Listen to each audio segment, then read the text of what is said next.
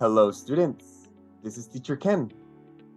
Welcome to the first episode of the intermediate level of this 100% free podcast, the ESL Teacher Ken, Intermediate English for daily life and travel. Okay? We're going to be working on exercises that are going to help you internalize structure. I don't like grammar study. Grammar study is boring and it doesn't help you produce. It doesn't help you learn and speak fluently. The goal here is fluency. You have thousands of books out there for you to get your theory on, but I want you to get your hands on practice in conversation. So, this podcast is made of exercises for conversational practice, repetition exercises. The first exercise that we're going to see in the intermediate level is regarding the, let's say, first step in understanding a deeper level in English. We're going to be focusing on working on your B1 skills, and we're going to go from the most basic of this level until you feel comfortable enough to claim yourself to be a level B2 speaker, okay? Now, the book that we will be using throughout the podcast is available completely for free in all of my social media. You can look me up anywhere as E as in Echo, S as in Sam, L as in Larry, Teacher Ken. We will see the .com in a moment. Not yet, but still. ESL Teacher Ken, I am available on Facebook, Instagram, TikTok, Twitter, and also on Spotify and YouTube in my podcasts, okay? Modal Auxiliaries. We're going to take a look at page 122 of the PDF that is available for free. If you have the physical book, which is called English Sentence Structure, I want you to go with me to page 109. We're going to see modal auxiliaries, what they are, and how to use them correctly. We're taking a look at the box A1 in lesson 11, the first lesson of the intermediate level in this book. Modal auxiliaries are simple words that enclose an entire meaning. When we have this example here on box A1 and it says will means future time and is an equivalent to be going to, means that when I am looking at this part here at the bottom, if I see I will study, first, I know that it is in the future time. And second, I know that it means the same as saying I am going to study. So basically, these are simple words that are used for specific purposes and have a meaning that can be substituted for those words. We're going to go ahead and practice very briefly on this box for pronunciation and meaning. So please, just repeat after me.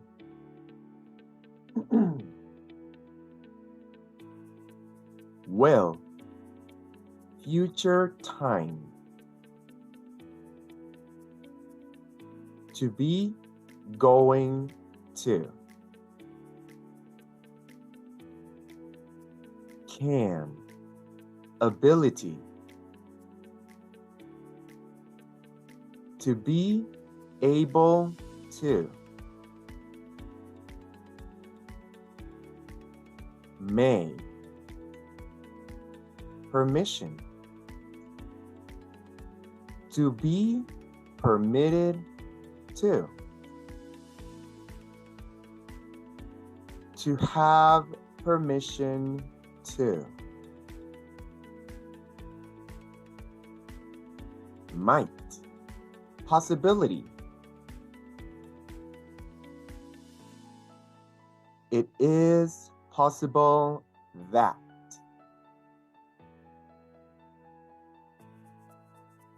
Should, obligation or desirability.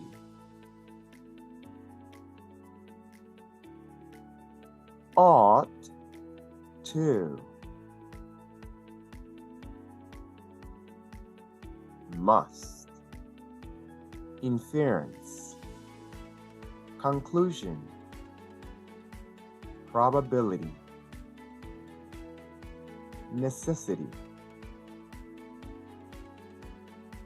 I conclude that. It is very probable that.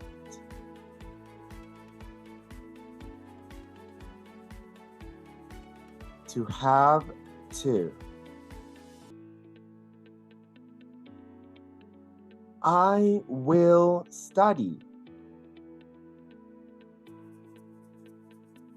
We will study.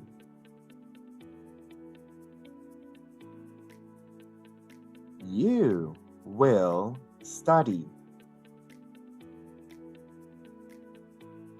You will study.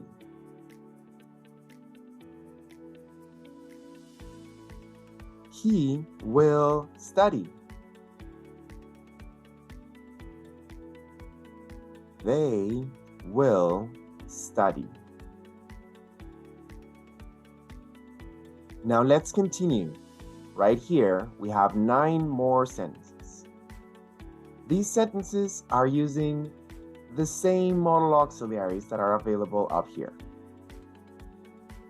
My best recommendation is going to be in the exercise that follows this box. But for now, repeat after me. We'll read the book tomorrow. We will.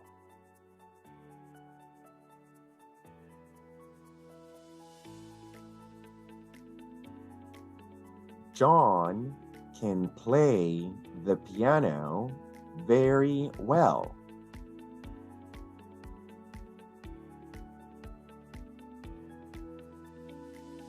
The students can smoke in the hall.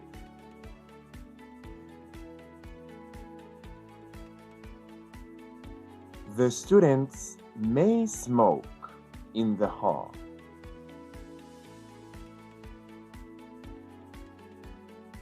John may receive a letter today.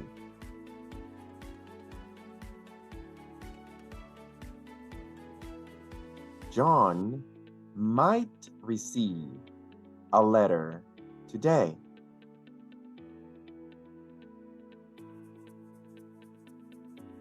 John should study every day.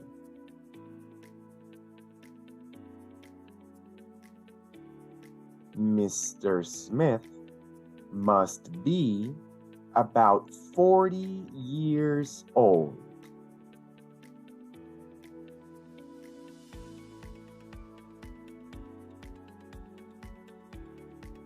Mary must study tonight. She has to.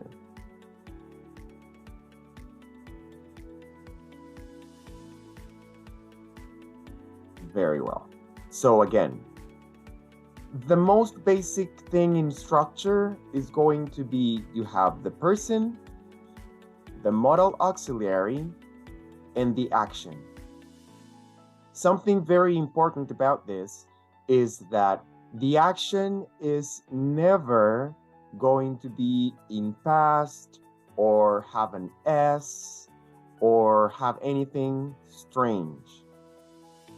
The action after the modal auxiliary, no problem if it is will, can, may, might, or any other that we might not see in this lesson, the structure is person, modal, action, and then the rest.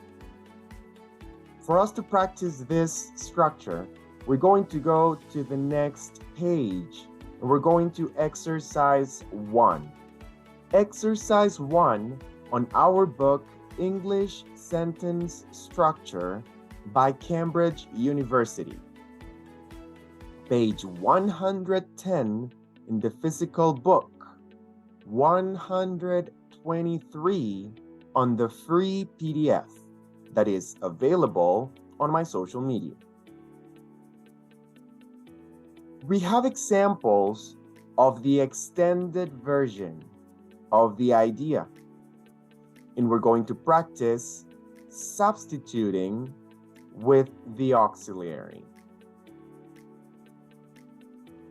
It's a good idea, if you have the book, to highlight what I will highlight on these pages, because it's going to be a quick cheat sheet for you to be able to locate what changes to make for this structure to be applied correctly, okay? Anyway, let's get started. Paul is going to write a letter tomorrow. We are substituting to be going to with will, similarly to what we saw on the previous page. As we continue, we see George is able to speak French very well. To be able to is substituted with can. The students have permission to smoke in the hall. The students may smoke in the hall. On the next page, is it possible that George will go to Chicago? George might go to Chicago. Mary ought to write to her parents.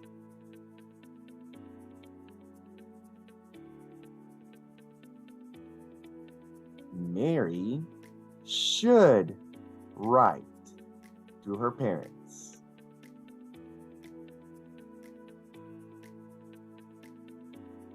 It is very probable that the girls are studying. Or I conclude that the girls are studying.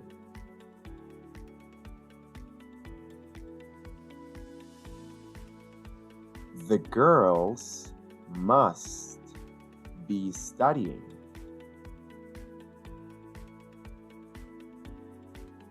Paul has to take an exam next week.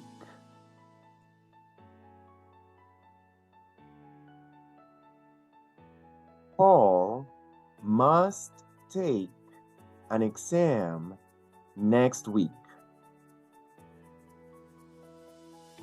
Let's continue and substitute. Again, if you are able to highlight on your book, I recommend you to do it because it's going to help you recognize what should be substituted for what in this exercise. Remember that the structure is always going to be the same. The person, the modal, and the action. The action is not going to be in present or in past. If it's the action have, you are not going to say he can has. You say he can have. You never say they should is or they should are, because the verb to be is called the verb to be. So they should be more careful next time. Let's continue with the exercise. We are on page 124 of English sentence structure, 111 in the physical book, 124 on the PDF. Remember, the PDF is available completely for free in all my social media. Number 1 says, Paul and George are going to play tennis tomorrow.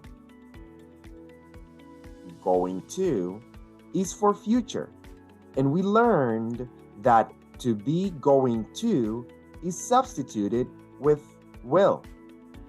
Therefore, number 1 says, Paul and George will play tennis tomorrow. Repeat.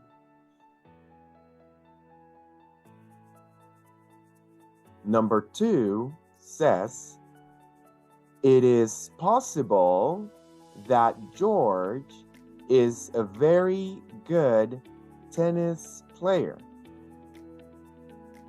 We have a verb here, which is the verb to be. In the case of it is possible that, we are using might. George might be a very good tennis player. So again, George might be a very good tennis player. Repeat.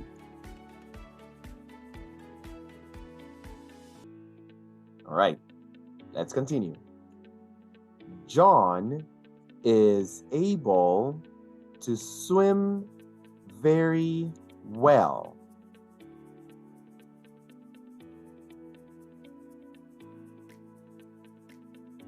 John can swim very well. Repeat.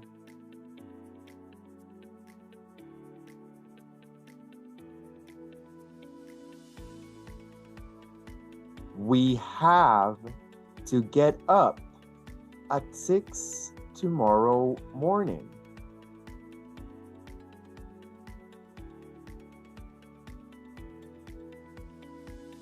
We must get up at 6 tomorrow morning.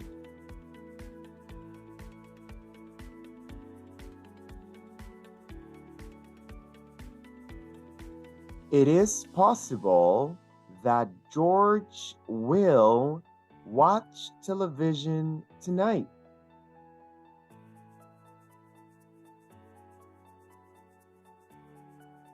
George might watch television tonight.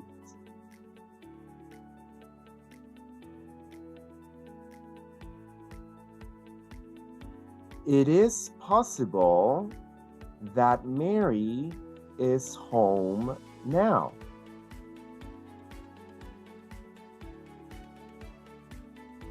Mary might be home now.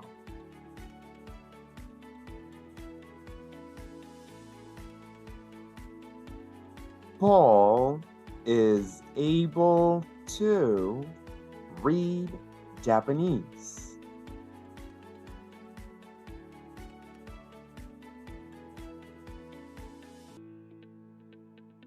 Paul can read Japanese.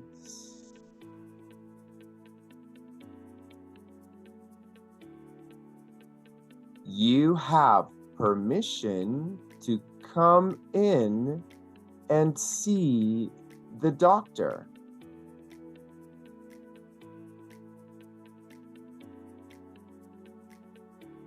You may come in and see the doctor.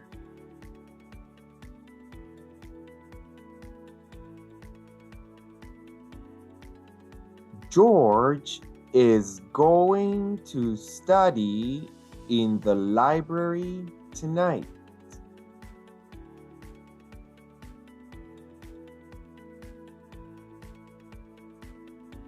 George will study in the library tonight.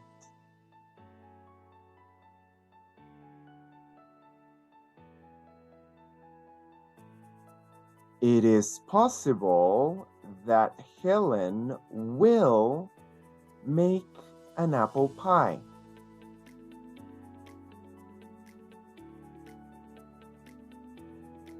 Helen might make an apple pie.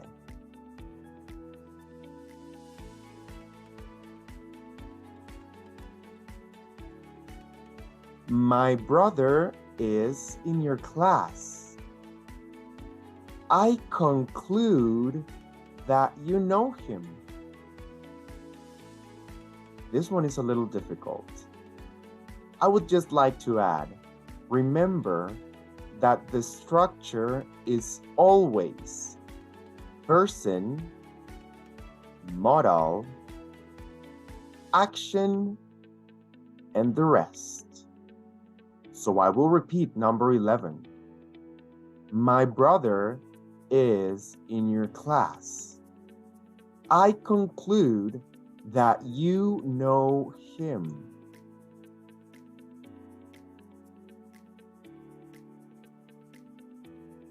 You must know him.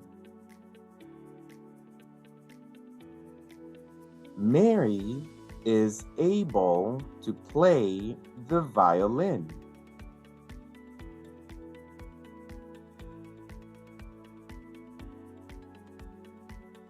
Mary can play the violin.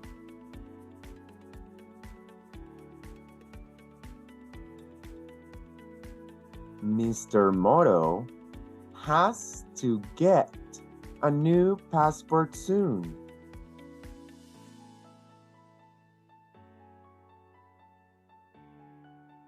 Mr. Moto must get a new passport soon.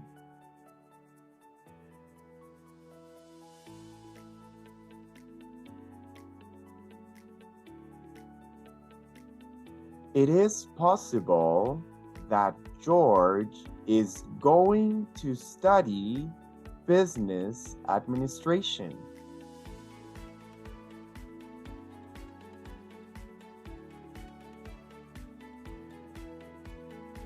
George might study business administration.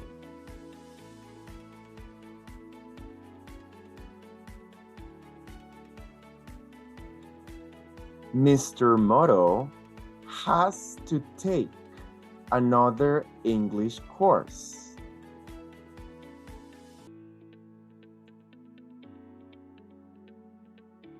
Mr. Moto must take another English course.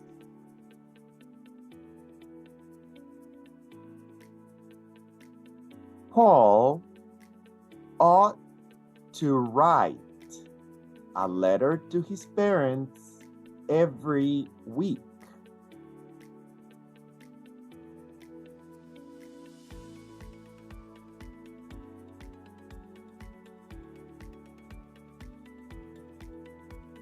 Paul should write a letter to his parents every week.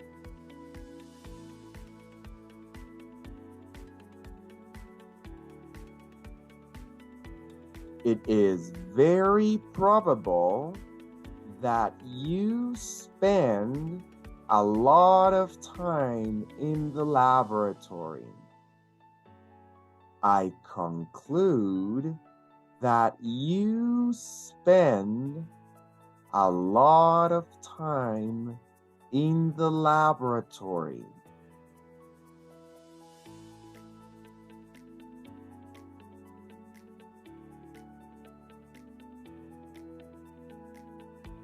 You must spend a lot of time in the laboratory.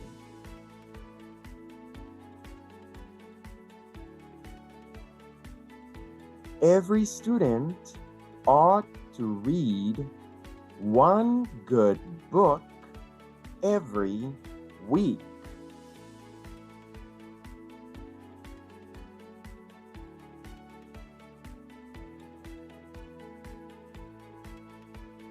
Every student should read one good book every week.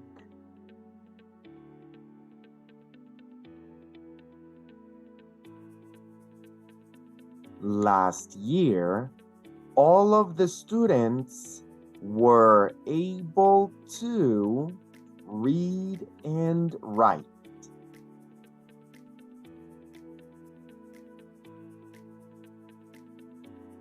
Last year, all of the students could read and write.